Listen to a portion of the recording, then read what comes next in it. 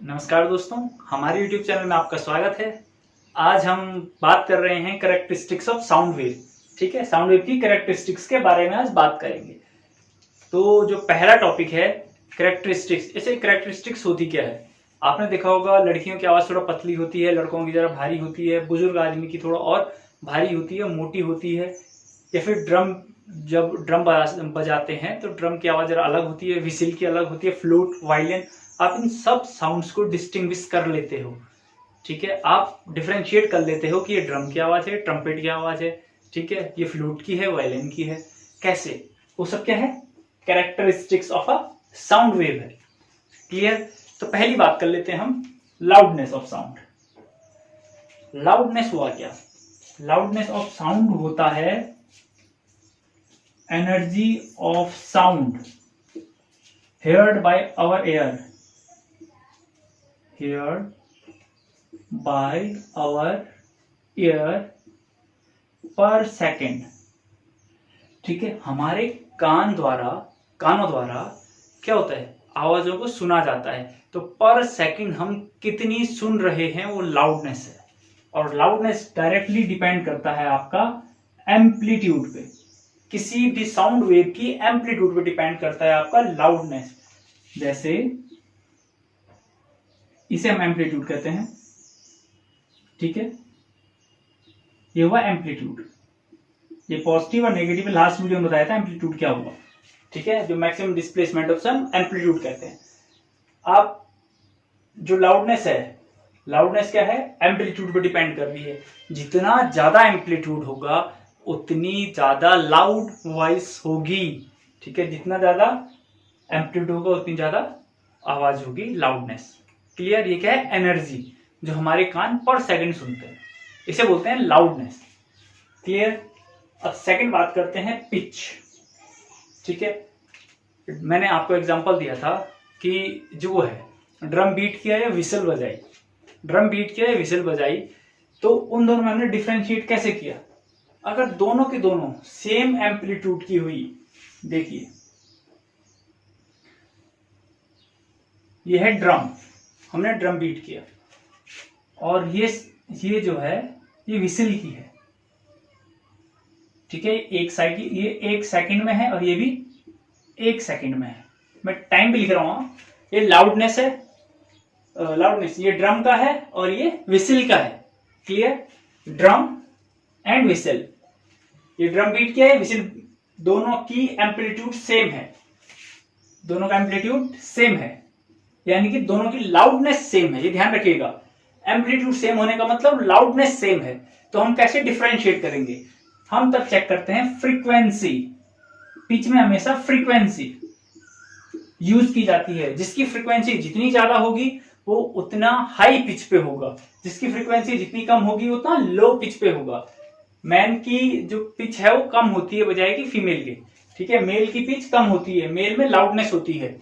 देखिए, अगर एक मेल और एक फीमेल सेम टोन में, सेम आवाज में बात कर रहे हैं, सेम मीन्स लाउडनेस के बेस पे कह रहा हूं मैं, दोनों की आवाज का एम्पलीट्यूड अगर सेम है, फिर भी क्या डिफरेंस होगा? पिच का। क्लियर?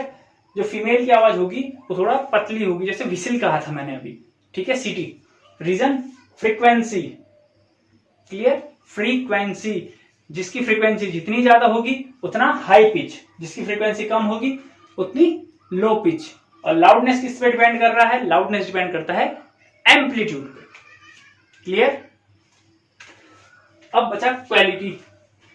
क्वालिटी आप इसको टिम्ब्रे भी बोलते, TIMBRE। ठीक है, टिम्ब्रे। अभी होता क्या है? अब कोई फ्लूट बजा रहा है या वायलिन बजा रहा है, ध्यान रखिएगा, फ्लूट बजा रहा है या वायलिन बजा रहा है, दोनों में डिफरेंशिएट कैसे करते हो?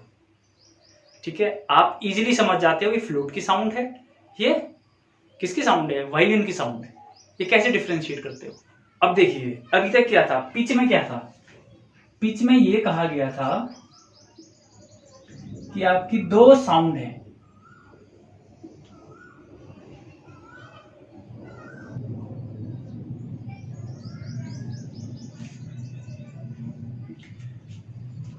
पिच में क्या कहा गया था? पिच में ये कहा गया था कि दो साउंड वेव हैं।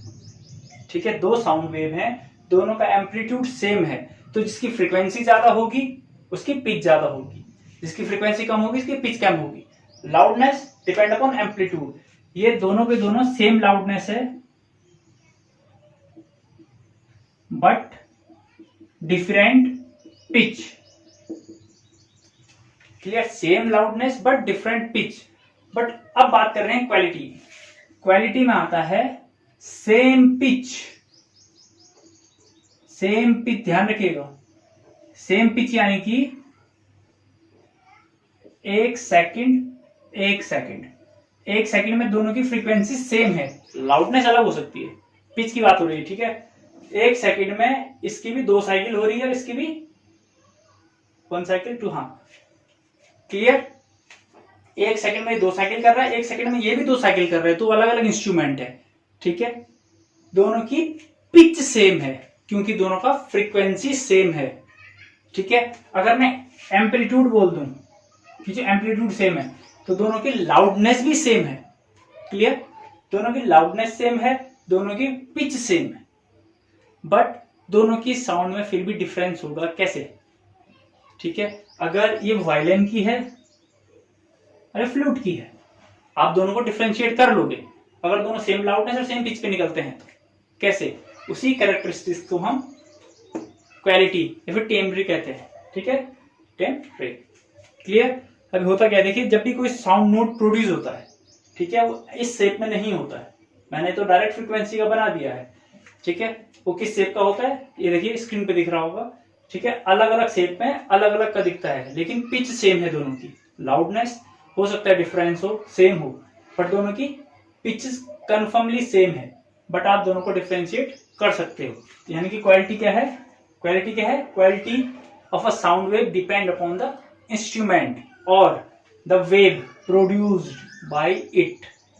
क्लियर? जो वेव है उसके द्वारा कैसी प्रोड्यूस की जा रही है उस पर डिपेंड करता है। इसलिए आपने सुना होगा डिफरेंट सिंगर हैं, अगर सेम पिच पे गा रहे हैं फिर भी आप उनकी साउंड को डिफरेंशिएट कर लेते हो, डिपेंड करता है क्वालिटी पे। क्लियर? अब बात कर लेते हैं ह्यूमन ईयर की, ठीक है, कि जो हमारा कान है वो काम कैसे करता है, हम सुनते कैसे, ठीक है। तो ह्यूमन ईयर जो है वो किस किस चीज से कंसिस्ट होता है? एक ईयर पिन्ना, उसके बाद एक कैविटी है, खाली जगह, ठीक है।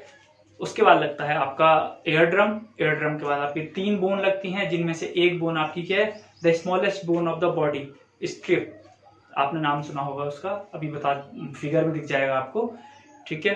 देन उसके बाद आता ओवल कैविटी, ओवल कैविटी के बाद कॉकलिया, और कॉकलिया में लिक्विड भरा होता है। जो लिक्विड 2 काम करता है, एक डायरेक्ट मैसेज ब्रेन तक पहुंचाता है क्योंकि वो वाइब्रेट करता है, तो उस वाइब्रेट की फ्रीक्वेंसी को क्या करते हैं, जो कान में लगी रहती हैं ऑडिटरी नर्व्स सुनने वाली, वो ब्रेन तक पहुंचाती है और ब्रेन उसको समझता है। और दूसरा काम करता है ह्यूमन बॉडी को बैलेंस करने का। जब भी आप गोल गोल चक्कर लगाते हो तो कान का जो लिक्विड है वो गोल घूमता है, ठीक है। इसीलिए जब आप रुक जाते हो तो कान का लिक्विड थोड़ी देर घूमता है, इसीलिए आपको चक्कर आते हैं। क्लियर? चक्कर आने का कारण भी क्या है? एयर ड्रम में जो क्या कॉकलिया में जो प्रेजेंट लिक्विड है वही चक्कर आने का कारण है। जब आप घूमते हो आपकी बॉडी को बैलेंस भी वही करता है कि आप बैलेंसिंग पोजीशन में, अगर स्ट्रेट खड़े हैं तो वो लिक्विड के कारण, जब आप तिरछे होते हो तो लिक्विड भी तिरछा हो जाएगा, जिससे पता चल जाएगा ब्रेन को कि आप टिल्ट हो रखे हो। क्लियर? तो बात कर लेते हैं हम ह्यूमन ईयर की। क्लियर? जो ह्यूमन ईयर है, ह्यूमन ईयर किस किस चीज से कंसिस्ट हो रखा है? ह्यूमन ईयर में देख लीजिए, फिगर आ गया, फिगर पे है पिन्ना, साउंड। अब देखिए पिन्ना क्या है, जो आउटर कवर है वहां से साउंड वेव एंटर करेगी। क्लियर?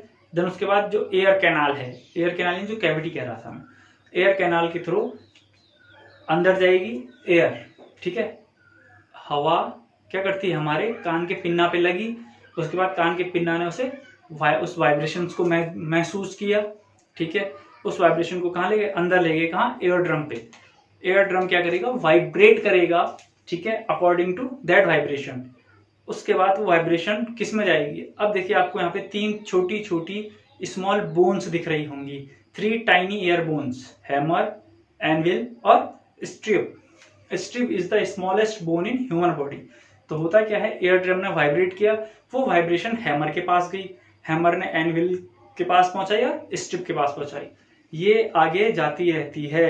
ठीक है, अब इसके बाद जो स्ट्रिप है वो ओवल विंडो से जुड़ी हुई है। ठीक है, वो ओवल विंडो किसकी है? कॉकलिया की। कॉकलिया के आप देख रहे होंगे एक स्पाइरल शेप में गोल गोल गोल होके एक फिगर है, वो क्या है? कॉकलिया है। ठीक है, उस कॉकलिया में क्या हो रहा है? लिक्विड भरा है, जो मैंने आपको भी बताया था, बैलेंसिंग भी करवाता है ह्यूमन की, और यहाँ से नर्व भी निकली रहती हैं। कौन सी? ऑडिटरी नर्व, जो ब्रेन में जाती है। क्लियर? आप एक चीज ये दे सकते हो, जहां पे हमारी तीनों टाइनी बोन है, वहां पे से एक जो वो जा रही है, कैविटी जा रही है, वो थ्रोट यानी कि गले के लिए जा रही है।